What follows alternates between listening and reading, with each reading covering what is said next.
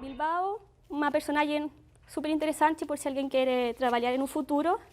Tem uma compilação de todas suas obras, todos os seus escritos, em um só volume, assim, bem gordão. E se alguém interessa, eu posso passar. Só lembrando que na Biblioteca Ayacucho, que está digitalizada, tem textos do Bilbao disponíveis. Legal. Né?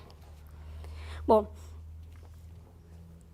a geração, então, do 42, o que faz é abrir caminhos desde o campo das polêmicas culturais, artísticas, tudo em prol do cambio, do qual eles ainda não podiam participar porque estavam nos governos conservadores. Mas esses governos terminam sendo debilitados porque seu argumento de que o governo tinha que ser muito forte, muito centralizado, já não se sostenía por si mesmo, não? Assim como também não se sostenía a predominância que o poder clerical continuava tendo. Então, começam a decair e se estabelece, então, um novo período conhecido como a República Liberal, onde são governos justamente dessa área os que chegam ao poder. A República Liberal, então, aproximadamente 1859, 1891. Esses governos radicais estabeleceram mudanças fundamentais que são, por um lado, mudanças no ordenamento constitucional e jurídico da República. Conseguiram debilitar as prerrogativas do poder presidencial, fortaleceram o Congresso e ampliaram o direito ao sufrágio. O sufrágio era censitário, mas, é decir, quem participava era quem acreditava a renda. Em 1878, não, isso mudou e foram finalmente integrada a população masculina que sabia ler e escrever. Se aprovam também leis laicas, não, que acaba com a supervisão da igreja sobre os registros de nascimento, de mortes e de matrimônios. Agora, eu me vou deter no último presidente da era liberal, que é José Manuel Balmaceda. Outra figura também super controvertida na história do Chile do século XIX. Por quê? Porque ele gera muitas reações, inclusive na historiografia atual, sobre a importância que teve na construção de uma república, uma nação realmente moderna e modernizada. Não? Também sua personalidade era bastante assim, interessante, porque alguns diziam que era muito autoritário, era muito personalista, outros falavam que realmente ele tinha um jeito diferente de fazer política. Não? Mas seu governo acaba tragicamente com a Guerra Civil de 1891, onde os esforços liberais de modernizar a nação finalmente também se veem frenados, se veem paralisados por o accionar de uma élite já muito mais reacionária. Agora, quem é esse José Manuel Balmaceda? Alguns planteam que era um visionário, outros planteam que efetivamente é um gestor de mudanças necessárias para conseguir um desenvolvimento industrial na República. E eu acho interessante a reflexão que faz um historiador chileno que se chama Rafael Sagredo, não? Que ele fala que o mais característico de Balmaceda é que ele propõe uma redefinição da atuação pública, não? De um presidente nesse contexto de modernização da nação, de incipiente modernização. É um novo estilo de fazer política, que nasce da exigência de avançar nesta senda do progresso que já havia superado, não, os desafios do liberalismo de começo do século XX e agora tinha que incrementar a riqueza, não, e assegurar os mecanismos de produção da nação. ¿eso en qué contexto? En un contexto de que en el século XIX, en las últimas décadas, Chile estaba experimentando un ciclo de mucha riqueza producto da explotação do salitre. Chile era considerado nesse momento um país rico, não? E as possibilidades das finanças do país fizeram que Balmaceda assumira dois projetos muito ambiciosos. O primeiro era um plano de obras públicas que tinha como máximo emblema a construção de um ferrocarril que recorrera de norte a sul o país e melhorar a educação pública primária no Chile. A estrada de ferro. Sim. Esse novo jeito de fazer política do que fala Rafael Sagredo tem que ver com um presidente que, se bem tinha muita autoridade, era muito enfático, estava muito presente também, recorria Chile de norte a sul. Ele chegava até as populações mais afastadas, compartilhava com o povo, então era muito próximo, a cidadania gostava muito dele. Na Guerra Civil de 1891, ele se suicida, ele morre, é o primeiro mártir assim, da causa considerada mais progressista, como se lo conhecemos agora, com um sentido mais politicamente radical, não?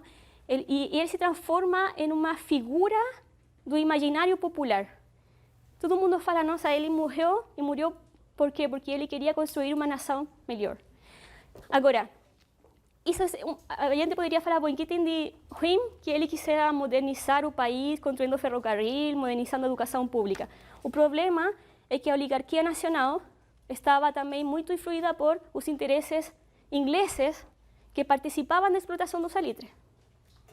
Então, essa oligarquia começou a ver que o Estado estava se transformando, não, em uma figura invasiva para seu próprio projeto e seus próprios interesses individuais.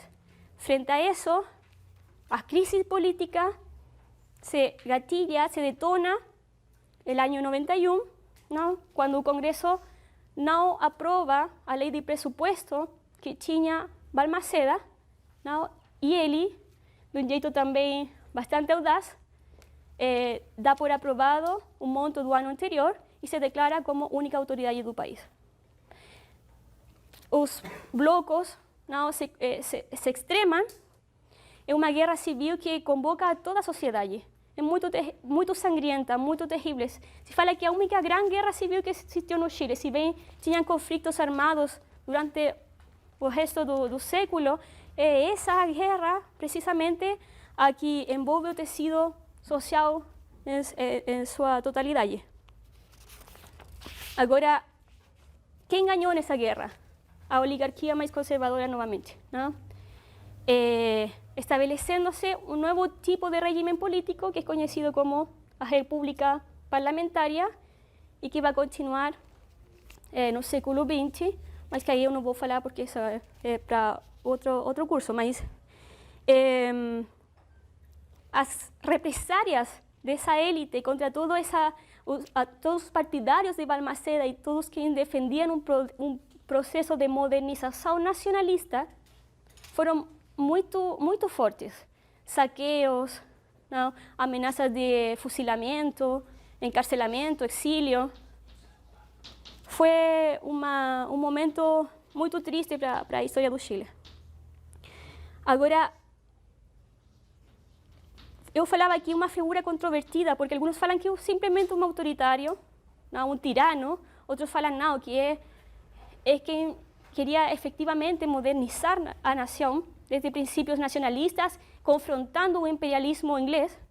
E aí acho interessante a visão de um historiador marxista chileno, Hernán Ramírez Necochea, que fala que o que finalmente tem detrás da Guerra Civil do ano 91 é uma luta entre um projeto de país encarnado no presidente Balmaceda, de corte industrialista, nacionalista, e com uma forte inversão do Estado na economia, e os interesses do capital inglês e a oligarquia tradicional, que finalmente defendiam interesses próprios, não? Então a historiografia também tomou parte dessa disputa, defendendo a labor de Balmaceda no que é a modernização socioeconômica do país. Por quê? Porque o programa liberal, enquanto secularização, avanço na educação, institucionalidade, já estava avançado. O que cabia depois ao liberalismo do final do século XIX era a modernização socioeconômica. E Balmaceda, uma das coisas que resulta característica é que contou com o apoio dos setores populares, não? Desses setores populares mais organizados em agrupações, não propriamente partidistas, mas sim de colaboração, e também com membros do movimento popular organizado. E aí eu vou tomar o último tema de minha fala, que são justamente os setores populares, na história do século XIX. Si bem a élite ilustrada estava dirigindo todo o processo desde acima, também havia um projeto popular que estava nascendo desde baixo, não? Agora aqui acho interessante fazer uma menção a propósito do que fala uma historiadora, Maria Angélica Yáñez. Toda a bibliografia que eu estou mencionando eu tenho impressa, então eu posso deixar aqui para que circule. E ela fala que é importante fazer uma menção a respeito aqui o que se entende por popular, não? E para isso ela fala que o popular, especificamente na América Latina, foi pensado nas décadas de 1970 a 1980 como uma realidade mais complexa, não? A respeito ao conceito de classe, que só incluía aqueles setores que haviam conseguido um nível de consciência política. Por quê? Porque se os historiadores, especificamente os historiadores da nova história social chilena, queriam pensar um movimento popular, era muito difícil porque não tinham um proletariado moderno, industrializado, como se tem, sei lá, na Europa, na Inglaterra, não? Nos países que viveram uma revolução industrial temprana. Então, como pensar o popular no caso do Chile e também extensivamente no caso da América Latina, justamente desde a pluralidade de lo que é o popular, não? Não se pode falar de lo popular porque estamos reduzindo, essencializando uma categoria de análise, assumindo que o popular pode ser o popular urbano, o popular campesino, e também adicionando categorias como são a categoria de raça, sexogenérica, não? Etária incluso, pero que diversificam uma experiência de subordinação. E essa experiência de subordinação, no caso chileno, eu também diria no caso dos países que viveram a liberação da monarquia espanhola, inclui aqueles setores que adherem, de alguma forma, a essa experiência de despojo, a essa condição de vencidos, producto do regime colonial. Quais foram os primeiros que cabem nessa concepção? Os indígenas, não? Pero además, todos aqueles setores sociais que entram na noção do que se considerou como um povo. Um povo, entre aspas, porque é uma denominação que hegemoniza uma diversidade de experiências, mas que comparte também essa característica, não, de expropriação, não só de seus bens materiais, não, de suas ferramentas de vida, sino também de sua experiência histórica. Os povos colonizados não têm história. Então, uma das coisas que queriam fazer os historiadores da nova história social era dar uma história àqueles que não tinham história, porque haviam sido olvidados por as narrativas oficiais e haviam sido olvidados pelas narrativas marxistas, porque não eram proletários propriamente tal, no sentido da industrialização moderna. Vasallos da coroa, mestizos transhumantes, peones, campesinos pequeños, que tinham pequeñas propriedades, sei lá, um conjunto de pessoas que estavam confrontando, não, a construção de um capitalismo temprano no Chile, que tinha uma missão específica para eles, que era a proletarização. Então, esta historiadora o que faz é reconhecer a origem desse povo na experiência da dominação colonial, mas complexizar sua composição com os outros integrantes da experiência da dominação que conviveram na sociedade do século XIX e que depois, com outras características, a gente pode encontrar no século XX. Agora, uma das características desse povo associado ao popular, que a gente estuda na nova história social chilena no século XIX, é que é um povo que resiste. Não? Também há uma interpretação política dessa visão, uma interpretação política da historiografia chilena. No caso de Maria Angélica Yáñez, Julio Pinto, que também vou citar, Sergio Grés, são historiadores que em seu momento foram militantes, não, da esquerda chilena, então tem também aí um compromisso na geração de conhecimento militante e comprometido com uma causa política. Não? Então se trata de um povo que resiste. De onde resiste? Considerando que os mecanismos de subordinação eram muito fortes, através da cultura. Não? Um povo que resiste no plano da cultura e que, se a gente valoriza essa resistência, só pode compreender que um povo que se constitui em uma dialética, uma relação dialética, que é justamente a dialética da conquista e a resistência. Uma conquista que primeiro foi desde os agentes da colônia, depois foi desde os agentes do Estado, depois dos agentes do empresariado, mas é uma conquista permanente a la que eles resistem de diferentes jeitos. Não? Tem um jeito mais cotidiano, mais permanente, mais invisível, em alguns casos, que é o plano da cultura cotidiana, e tem outros planos de ação, que é o plano da organização política, que a começo é bem primária, mas que ao correr do tempo, finais do século XIX e já com certeza no século XX, adquire uma dimensão bem específica para o que é o movimento popular no Chile. Bom, no campo econômico, social, essa dialética da dominação-resistência se expressa na proletarização, que começa já tempranamente, podemos pensar na década do 80, 1880, mas as dinâmicas de despojo para que a proletarização fosse possível começaram muito antes. E que não só afetou aqueles que tinham terras, pequenos campesinos, não? Mapuches, indígenas em geral, através primeiro da encomenda, depois da erradicação da propriedade coletiva da terra, sino que também a população mestiça. No caso do Chile, a mestiçagem foi um processo muito profundo, não? Que implicou a criação de uma população com características que têm que ver com a herência da cultura espanhola e a herência da cultura indígena, fundamentalmente, porque a imigração não vem de outros países ou de outras zonas geográficas.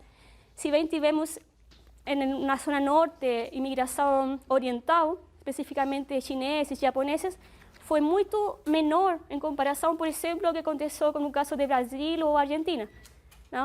Então, a população mestiça é fundamentalmente o produto da mistura da população espanhola, que chegou ao Chile, uma população masculina, e a população indígena feminina da região chilena. Então, essa população mestiça que ficou igualmente subalterna frente às figuras do poder, que o que já estavam sendo desde o começo do século XVI, os indígenas. Ou seja, são figuras que ficaram fora do ordem de ascenso social, não? Ficaram marginadas.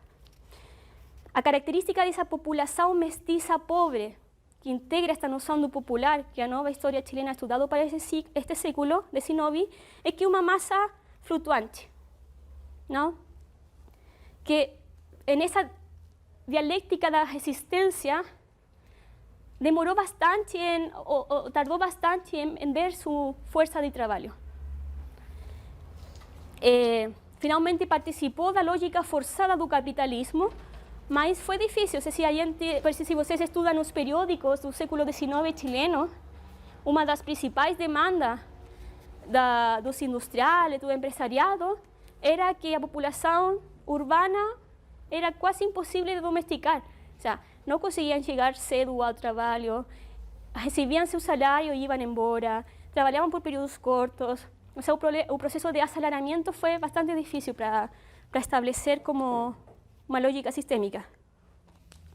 Otra cosa también que, para profundizar el tema do popular, y que cabería preguntar, si estamos hablando que la élite ilustrada tenía un proyecto político, ¿no? Claro, que era la construcción del Estado, con una institucionalidad que era la república, ¿no? Y como una matriz de pensamiento que era republicana liberal, estamos también en condiciones de preguntar, ¿los sectores populares tienen un proyecto durante este século? ¿Tienen un proyecto tras la misión de construir un Estado? ¿Cómo participaron? ¿Cuáles eran sus demandas? ¿No? Y ahí, nuevamente, tuvimos una divergencia en la historiografía chilena y que parte de la concepción de proyecto que a gente puede tener, ¿no? Si tenemos una concepción de proyecto ilustrada, moderna, que ve a política só como disputas institucionais por conseguir o poder, provavelmente pode ser falar que não tinha um projeto popular no Chile no século XIX.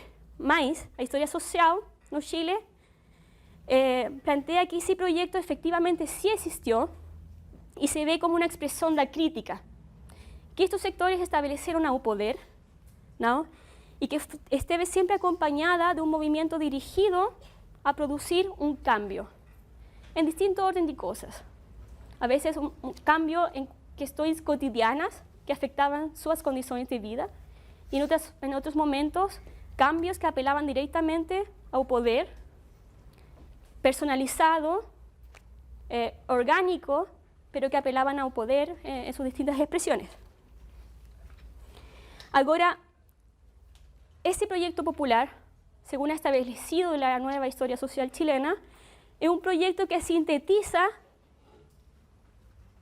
a resistencia, como yo ya falei, y una lucha por la democracia. Es un proyecto eminentemente democrático. O povo había ficado fora, ¿no?, da construcción de esa nación porque era un povo considerado incivilizado, sin capacidad de participar da questão pública por ser irracional. Era um projeto, então, da élite que poderíamos denominar antidemocrático. O povo, por contrário, estava pedindo a democratização, não, da república e de sua participação na esfera pública. E tem duas dimensões fundamentais esse projeto, de resistência e pela democracia. Luta cotidiana por impedir a proletarização, pero entendida esa lucha como un cuestionamiento al lugar que el sistema hegemónico había establecido para los más pobres. O sea, la única forma de participar en la república era siendo mano de obra. Esa es una cosa que se cuestiona, ¿no? Y cuando la proletarización fue inevitable, lo que fez o povo fue luchar por sus condiciones de vida, resistiendo a deshumanización, a enajenación. Esa dimensión de resistencia, según plantea Sergio Grés, historiador también de la nueva historia social, se traduce en ciertas demandas, ¿no? En un caso, por ejemplo, las demandas contra la proletarización, hay una que es bien específica, que es la demanda do artesanado do Chile durante estos años por la protección de las artes y la industria nacional, que favorecía eso, las formas de trabajo independiente. Entonces, esa fue una demanda permanente del povo. Protejan os talleres, protejan as oficinas, ¿no? Incentiven a formación de operarios especializados. Otra dimensión de ese proyecto es que fue capaz de expresar una lenguaje crítica en lo que es la reivindicación de ciudadanía.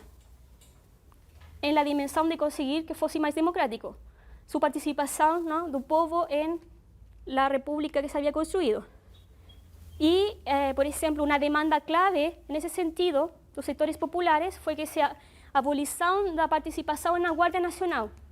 La Guardia Nacional era un tipo de policía republicana que se había establecido como paralelo al ejército, justamente para evitar caudillaje, caudillismos y que el ejército se revolucionaria.